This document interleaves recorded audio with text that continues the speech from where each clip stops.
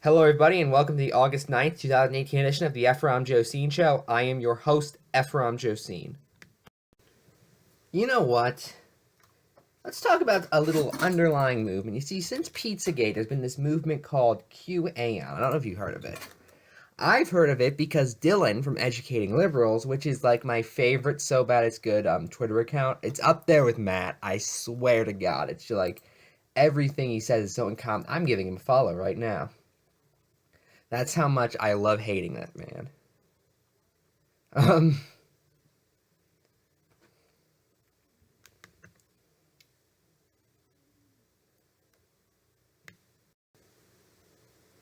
you know what? Let's read just some of his recent tweets before we get to the QAnon thing, because they are brilliant. Voting should require a voter ID to prove you're a legal U.S. citizen. Strict security at all voting booths, and a pencil and paper to cast your vote. Anything digital is not secure. And any state that does not follow these rules should have their electoral college votes void. One, I see someone is finally talking about the way Republicans love to rig elections. That's literally how Bush won in '04, which is through electronic voting. But that's another story for another day. But am I the one who thinks it's a little unfair to purge voters who had nothing to do with state government decisions because of what the state government did? I don't know. That's just me. Anyway, so look, I have two things I found from Dylan. One of them is a video on Q, and the other is an article, so I don't know which one to pick. I'm not going to do both of them for the record, because that just take too long. So I have a wheel I created. Apply wheel changes.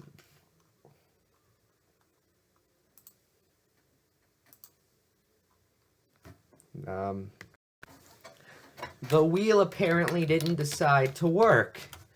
So I'll just do a random number generator. One's the video, two is the article, and hit generate. One. So we're watching the video.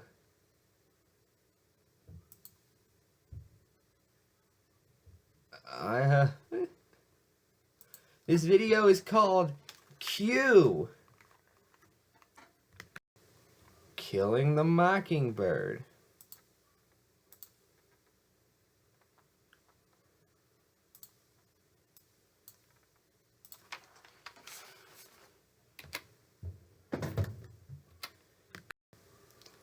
This video is proudly made in the USA, but like literally that's the first thing they show, made in the USA. Just in case you thought this wasn't made in America. It was made by those Chinese. No, the Q is a protectionist movement. The video starts out by saying, I may be aware, which, by the way, don't assume my knowledge, I know whatever this is, that the world is being destroyed, or at least our country is being destroyed, by politicians, by entertainers, by people who made their way into power. Now, this is how most conspiracy theories start. It's the powerful people are colluding, and to be fair, they normally are. However, I don't think Q particularly understands how they're colluding, but I'll give it a little bit more time. He then talks about how patriots in the U.S. military, because apparently no soldiers didn't vote for Trump, took back America with Donald Trump and Steve Mnuchin, who worked for Wall Street, and Scott Pruitt, who sued the EPA and then headed the EPA, and Rex Tillerson, who's the CEO of Exxon. You notice all these Trump isn't corrupt people don't seem to ever mention the people who he surrounded himself with? Okay.